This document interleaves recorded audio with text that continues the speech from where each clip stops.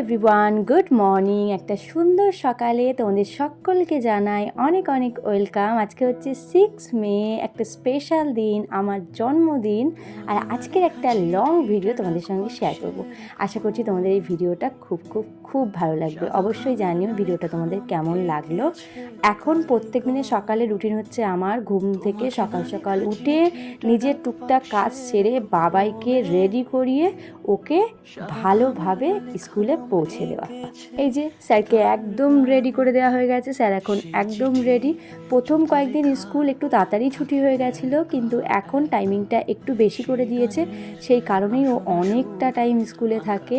আর ব্যাগটা না বেশ ভারী হয়, জলের বোতল, টিফিন, বই আর অনেক টুকিটাকি জিনিসপত্র থাকে, সেই জন্য একটু কাঁদে নিয়ে মুখটা দেখো কেমন করে আছে, ঘুম ঘুম চোখে এই মুখটা দেখতে বেশ ভালোই লাগে।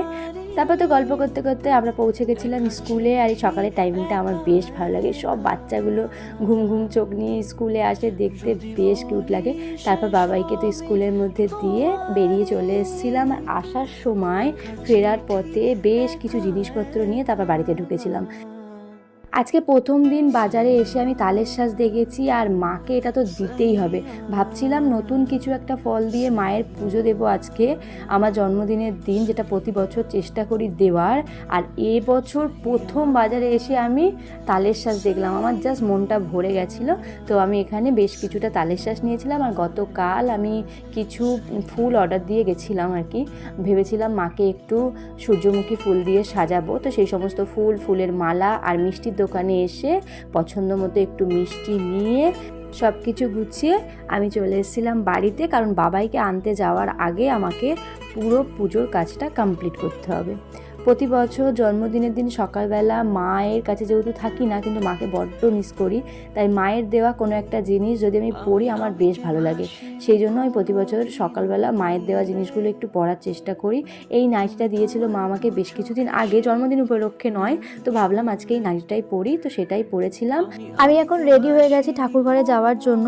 আমি না প্রত্যেকটা ভিডিওতে নিজের ভয়েস দিয়েই আমি ভিডিওটা করেছিলাম, কিন্তু এখন যখন আমি এডিট করতে বসেছি আমি দেখছি যে একটুও ভয়েস জোরে আসেনি, মানে আমি নিজের ভয়েস নিজেই শুনতে পাচ্ছি না। আমার ফের আবার এডিট করে এখানে ভয়েস অ্যাড করতে হচ্ছে, যেটাতে খুব সমস্যা হচ্ছিল, যেটাতে এডিট করতে আমার বেশ কিছুদিন সময়ও লেগে গেছে। সেই কারণে বার্থডের ব্লগটা এতটা লেট করে এসেছে। আর সূর্যমুখী ফুলগুলো দেখো, দেখতে কি ভালো লাগছিল, বেশ সুন্দর, আমার তো বেশ ভালো লেগেছে। তালের শাঁসগুলো এত নরম তুলতুলে ছিল যে আমি ছাড়াতে গিয়ে যুদ্ধ করে ফেলেছি। অনেক চেষ্টার ফলে আমি এরকম সুন্দরভাবে ছাড়াতে পেরেছি। এখনও একটু একটু আছে, সেগুলো কোনোভাবেই ছাড়ানো যাচ্ছে না। আসলে বেশ কয়েকদিন গেলে আর একটু বড় হলে এটা ঠিকঠাক হবে। একদম কচি কচি ছোট ছোট বলে একটু অসুবিধা হচ্ছিল। তো আমার এখানে ফাইনালি ঠাকুর ঘর সাজানো থেকে ডালা দেওয়া, ভোগ রেডি করা একদম রেডি। চলো তোমাদের সঙ্গে মাকে দেখাই।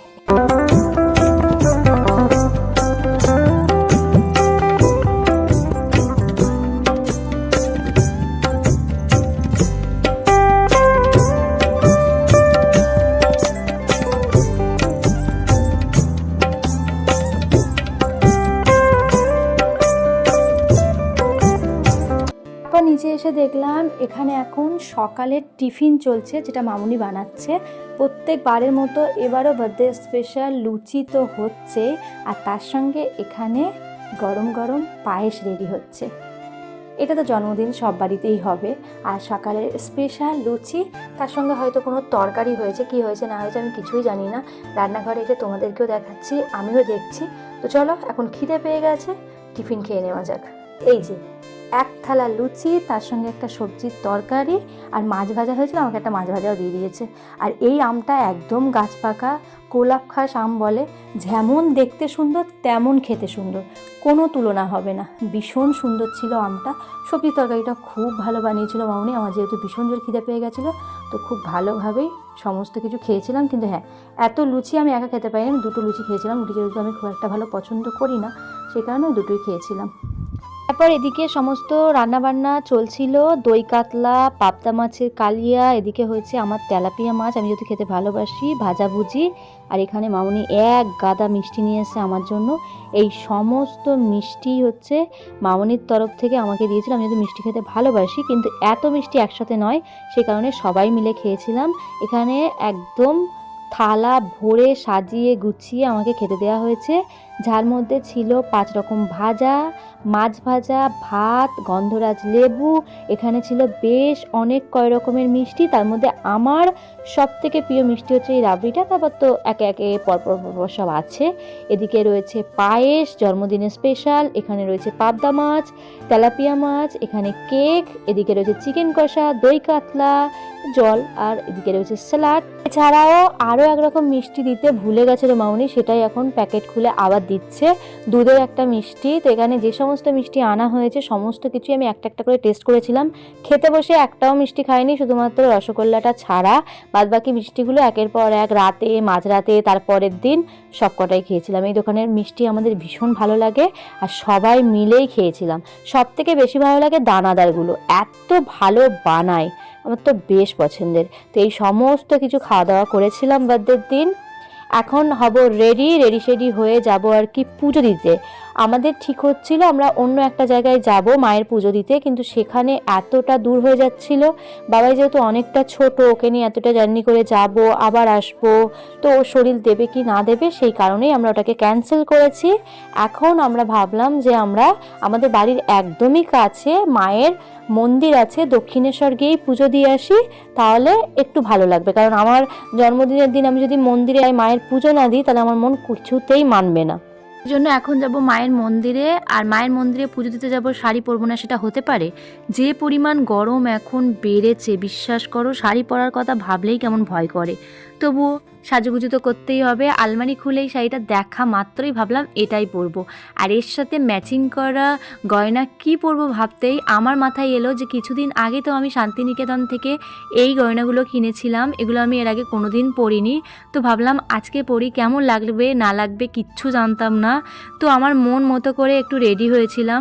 বিশ্বাস করো আমার এই লুকটা আমার বেশ ভালো লেগেছিল।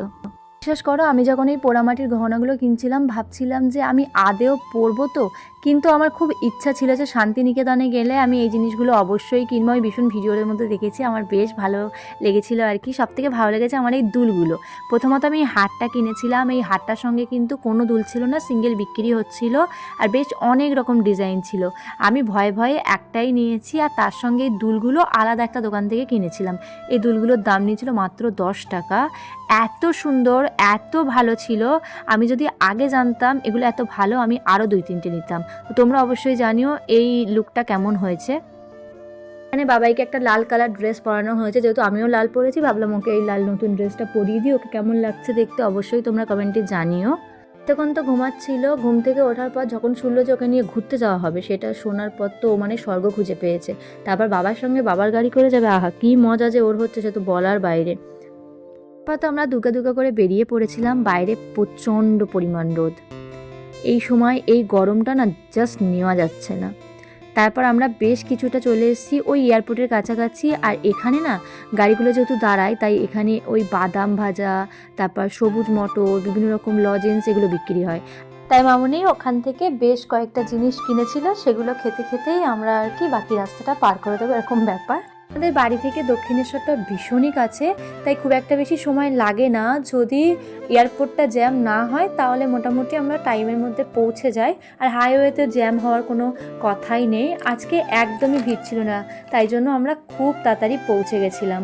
আর আমরা একটু তাড়াতাড়ি বেরিয়েছিলাম, অনেকটা তাড়াতাড়ি আর কি ফেরার চিন্তাভাবনা ছিল, সেই কারণে। বাবাইয়ের যে পরিমাণ রোদ লাগছে, লাস্টে একটা রুমাল দিয়েছি ওকে, ও ঠিক এইভাবে ধরে আছে। মানে ওকে দেখে আমি মাঝে মাঝে ভাবি ও কতটা বড় হয়ে যাচ্ছে। ও সেই বাচ্চামো জিনিসগুলোর মধ্যে একটা বড় বড় হাবভাব দেখলে আমার বেশ মাঝে মাঝে একটু অন্যরকম লাগে ওকে। এই গেটটা দেখলে মনটা ভালো হয়ে যায়। দক্ষিণেশ্বরের এই সিংহদ্বারটা আমার বেশ পছন্দের, আর এর সামনের এই দোকানগুলো থেকেই আমি বরাবরই চেষ্টা করি ডালা নেওয়ার। তাই এখানে আমার মন মতো পছন্দের ফুল, ফল আর মিষ্টি তো পেয়েই যায়। এখান থেকে সাজিয়ে গুছিয়ে একটা ডালা রেডি করে নিয়েছিলাম। ওরা যেভাবে ডালা সাজিয়ে রাখে তার মধ্যে অর্ধেক জিনিস থাকে, অর্ধেক জিনিস থাকে না। তাই আমি বলবো তোমরাও যারা ডালা কিনবে ভিতরে কী কী দিয়েছে না দিয়েছে ভালোভাবে দেখে নেবে, তারপরেই ডালাটা নেবে। তারপর আমরা ডালা নিয়ে চলে এসেছিলাম একদম গঙ্গা দেবীকে দর্শন করার জন্য। সেখানে এসে ভালোভাবে হাত পা ধুয়ে জল টল দিয়ে মাথার মধ্যে, তারপর এখান থেকে আমরা এই জায়গাটাতে গেছিলাম। এখানে গিয়ে দেখলাম এই মাছগুলো খেলা করছে, দেখতে বেশ ভালো লাগছিল। এই মাছগুলো এদিকে হাঁস ছিল, আর এখান থেকে দক্ষিণেশ্বর মন্দিরটা দেখতে তো অপূর্ব লাগে, ভীষণ ভালো লাগে। তাই তোমরা মন্দিরে আসলে এই জায়গাটা অবশ্যই এসো। আজকে ভিডিওটা এই পর্যন্ত, কেমন লাগলো না লাগলো অবশ্যই কমেন্টে জানিও।